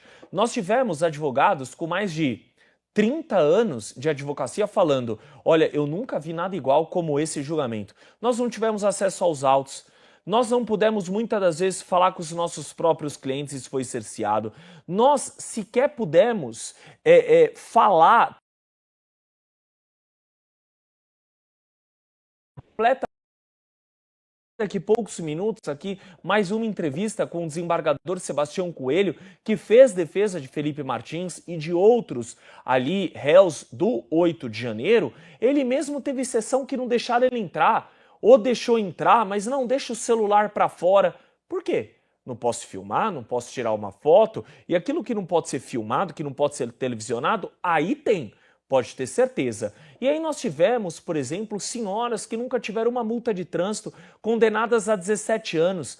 Entre eles, o crime de organização criminosa armado. Foi achado bandeira do Brasil, garrafa de água, bolinha de gude e estilingue. Organização criminosa armada? Veja, aí nós temos um processo em que Lula subiu a rampa do Palácio do Planalto com seus 39 ministros. Nós temos falas do então eleito vice-presidente da República, Geraldo Alckmin. Nós tivemos porque ele liderou o governo de transição, uma transição pacífica, parabenizando o Bolsonaro por isso. E para fechar, quem quer dar golpe de Estado não vai e entrega o comando das Forças Armadas antes do tempo regimental que pede a Constituição Federal. Bolsonaro entregou o comando das Forças Armadas, Marinha, Exército, Aeronáutica, antes do que ele precisava. E só não teve golpe de Estado no Brasil porque as Forças Armadas não deixaram. Essa é a maior falácia. As Forças Armadas têm uma hierarquia. Quem que está acima dos comandantes das Forças Armadas? O chefe de Estado. Se alguém ali não quisesse, ele trocava no outro dia em diário oficial, viria outro e faria aquilo que ele quisesse, no caso o presidente da República. Então uma série de coisas que não encaixam, eu falei aqui para resumir, para não tomar meia hora do programa. Isso sem contar do inquérito do fim do mundo, que foi aberto em 2019, até hoje não chegou a nenhum lugar e está aberto até hoje para em época de eleição ser moeda de troca para ministro do STF. Um absurdo por si só. Mas vamos esperar o quê, Gui? De uma corte que tem um advogado pessoal do ex-presidente sentado como ministro. Muito bem dito, meu amigo Lucas Saba. Registrando as mensagens de vocês aqui no chat. A Alessandra com a gente. A Boni, quanto tempo que eu não vejo você por aqui. Sempre no Sem Rodeios com a Mari e também quando eu estava por lá. Apareceu no café, acordou cedo. Muito obrigado, Boni. Um abraço para você. Arthur Ricarte também com a gente, falando a tristeza para um advogado vivenciar essa situação, de que adianta decorar a Constituição se ela é desconsiderada. Simone dos Santos também com a gente por aqui. Vamos levar o assunto para o Paulo Briguet, que mencionou antes do comentário do Garcia essa situação do Gilmar Mendes, o grande guardião da Constituição, segundo ele, viu, Briguet? Agora, quem toma conta dos guardiões, né? Essa é a grande pergunta. Né? Quem vai vigiar os vigilantes? Essa é a grande pergunta que nós temos. Né? No caso, teria que ser o Senado Federal. Né? O Senado Federal teria que tomar alguma providência. Né? E a ausência do Davi Alcolumbre ontem no palanque do 7 de setembro mostra que alguma coisa pode estar acontecendo. Sobre essa questão do que foi feito, né, pelo Alexandre de Moraes, essa tirania do Alexandre de Moraes. Aliás, ontem, o Tarcísio de Freitas disse exatamente essa frase: ninguém aguenta mais a tirania de Alexandre de Moraes. Ele disse isso ontem, na manifestação. É a primeira vez que ele faz uma referência direta ao Alexandre de Moraes, tá? É claro que ele enfatizou a anistia ampla, geral e restrita, mas eu considero essa frase aqui muito importante. Ninguém aguenta mais a tirania de Alexandre de Moraes. Mas eu até escrevi na semana passada uma crônica, publiquei na Gazeta, uma crônica intitulada O Assassinato do Direito no Brasil. E hoje tem uma matéria muito interessante na Gazeta com os 13 atropelos nesse julgamento farsesco que está acontecendo lá em Brasília. São 13 atropelos, né? Eu vou ler para vocês aqui os 13 atropelos do direito, os 13 atropelos da lei nesse julgamento. Tempo insuficiente para avaliação de provas, cerceamento de defesa, mudança na acusação, provas recortadas, coação do delator, precariedade de provas, violação do princípio do juiz natural, desrespeito ao princípio da imparcialidade, afronta ao princípio da taxatividade, quebra do princípio da presunção de inocência, falta ao princípio da justa causa, ausência de cadeia de custódia e violação do princípio da tipicidade penal. Doutor Sebastião, que vai ser entrevistado logo em seguida, poderia até comentar alguns desses atropelos da lei. Isso aqui, meus amigos, é mais do que suficiente para anular todo o julgamento do suposto golpe e para levar ao impeachment do Alexandre de Moraes. Paulo Briguet, aliás, o Briguet puxou o gancho aí do julgamento, de todos esses absurdos que estão acontecendo no julgamento do Bolsonaro e outros do Núcleo 1. Essa segunda semana de julgamentos inicia amanhã, é claro, vocês terão transmissão aqui do Café com a Gazeta do Povo e na Gazeta do Povo como um todo. Obviamente iremos comentar isso também no Sem Rodeios, no Última Análise, mas a partir de amanhã, com previsão até sexta-feira. O julgamento, então, tirando essa segunda, começando na terça-feira, amanhã indo até sexta-feira. Tivemos na primeira semana, Anne, as falas ali dos advogados, muito contestados também, alguns momentos de vergonha pura, né? Um advogado elogiando o Fux, falando da beleza do Fux e coisa, tudo mais. Outros ali elogiando o próprio STF como um todo, mas todos eles batendo na questão da colaboração do Cid, aquele castelo de areias. A partir de amanhã, retoma-se o julgamento, deve ir até sexta-feira com a leitura da sentença. Sua expectativa para essa semana, Anne? Vamos lembrar, né? Depois de um 7 de setembro muito favorável, tanto para o presidente Jair Bolsonaro, quanto para a democracia do nosso país, né, Anne?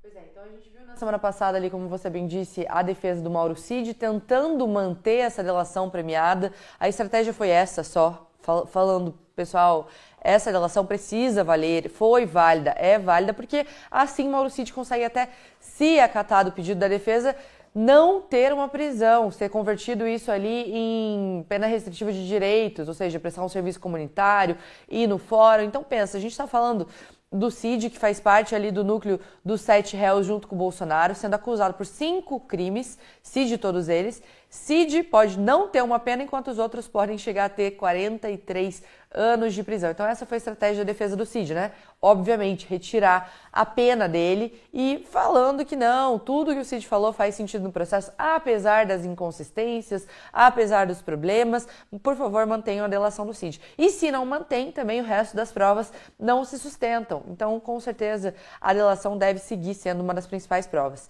E a gente teve as alegações finais de Bolsonaro, Ramagem, Braga Neto e dos outros réus do núcleo crucial, falando o oposto, apontando ali as inconsistências da defesa do Cid, as inconsistências jurídicas, técnicas que aconteceram ao longo desse processo e fazendo essa sustentação.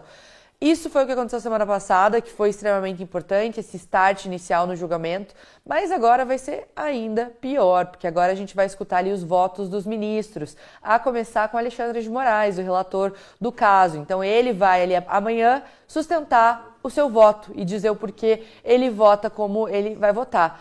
O problema é que a gente já sabe como ele vota, né? A gente já viu algumas decisões dele, a gente já viu ele dando 14 a 17 anos de cadeia para pessoas comuns, idosos, cadeirantes, mulheres, como no caso da Débora, uma mulher que escreveu perdeu um ané numa estátua, recebeu ali uma decisão de 17 anos de cadeia. E esse foi a única questão da Débora. Ela não chegou a entrar dentro dos ambientes, ela não vandalizou nada, ela teve ali o seu celular, o dela e o marido, revirado pela Polícia Federal, que tem um parecer falando que não há provas de que ela cometeu alguns dos 5 crimes que ela está sendo acusada, os mesmos 5 crimes que o núcleo crucial estão sendo acusados, então deterioração e violação do patrimônio público, patrimônio tombado, associação criminosa armada e abolição do Estado Democrático de Direito e tentativa de golpe de Estado. Esses são os 5 crimes que a Débora foi acusada. A Débora já recebeu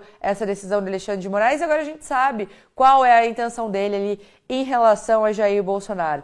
E o pior é essa primeira turma, toda a configuração dessa primeira turma que tem ali Zanin, Carmen Lúcia, Flávio Dino, Luiz Fux, enfim, todos esses aí nomeados pelo PT, com exceção do Alexandre de Moraes, que foi nomeado por Michel Temer, vice da Dilma, também um governo petista, embora Temer não seja do PT. Mas, enfim, Alexandre de Moraes a gente já sabe quem é. Os outros da primeira turma, todos nomeados pelo PT. Ou seja, ministros que receberam o seu cargo, que é um cargo de extremo destaque para a carreira de qualquer ser humano, né? Ocupar ali o mais alto cargo do Poder Judiciário brasileiro é algo extremamente importante. A gente está falando de um cargo vitalício, um cargo que revisa ali as principais decisões. Ou seja, eles têm ali sim a sua gratidão, eles devem algo sim a quem os nomeou. E claro, não deveriam agir de uma maneira técnica e precisa e jurídica, mas não é assim que atuam. A gente sabe o histórico dessa turma e a gente sabe como eles vêm atuado. Então é nítido que agora, no julgamento do maior opositor político do Lula, que é o principal líder do PT, né, uma pessoa que assumiu a presidência da República por inúmeros anos, então foi ele também quem nomeou boa parte desses ministros, segue no pleito, deve disputar a eleição no ano que vem. É nítido que eles querem honrar ali, entre muitas aspas, essa palavra honrar, o cargo que foi nomeado pelo Lula e vão sim ter essa decisão de uma maneira completamente parcial, de uma maneira que desrespeita a Constituição, desrespeita o devido processo legal, a liberdade de expressão, como já vem sido há todo esse tempo. Mas é uma semana histórica, importantíssima para a gente entender toda essa conjuntura que está acontecendo no Brasil e a gente vai seguir analisando aí todos os votos desses ministros todos os dias aqui no Café com Gazeta. Muito bem, Anne Dias, com a gente aqui o Jean, também o Paulo Sérgio Saliba pedindo fora Moraes, o Marco Campanelli também mandando mensagem pra gente, o Lucinaldo falando do Hugo Mota, sem vergonha o Hugo Mota pro Lucinaldo, meu amigo Lucas Saba, a gente falando sobre essa segunda semana do julgamento, obviamente toda a nossa audiência poderá acompanhar aqui no Café com a Gazeta e nos outros programas da Gazeta do Povo também. Alexandre de Moraes já pediu mais um dia de julgamento, queria estender, o Zanin deu ok. Vamos ver o que vai acontecer nos próximos dias. Amanhã retomamos o julgamento, é claro, mas a tendência, como a gente já tem falado, é que a sentença já está pronta diante dos absurdos que já vem acontecendo desde muito tempo, né, Lucas Saba? Pois é, Guilherme Oliveira. Aliás, estou muito feliz hoje, não só pela cobertura que a gente conseguiu entregar ontem, Gui, mas vendo aqui no chat, muitas pessoas que nos acompanharam ontem, eu fiz um apelo que retornassem hoje e boa parte delas estão aqui hoje, por isso que eu estou feliz da vida. E Gui, falando a respeito do julgamento, é aquilo. Muito difícil haverá qualquer absolvição. E não falo só em relação ao ex-presidente Jair Bolsonaro, coloco aqui Braga Neto, General Heleno, todos os chamados, os 3 núcleos. Sexta-feira encerra o julgamento do núcleo 1, o chamado pela Procuradoria-Geral da República na figura de Paulo Gonet, o núcleo crucial, o cérebro do suposto golpe de Estado, que são as pessoas, na verdade, que devem ter penas mais altas ali, porque seriam os possíveis comandantes desse golpe todo. E vão ser condenados pelos crimes que nós apontamos aqui na semana passada. Então vai ter organização criminosa armada, vai ter dano qualificado, vai ter golpe de Estado, tentativa de abolição do Estado Democrático de Direito, e aí vão se somando as penas. O máximo são 43 anos de prisão. Não deve ter tudo isso, mas ali entre os juristas já começou a se discutir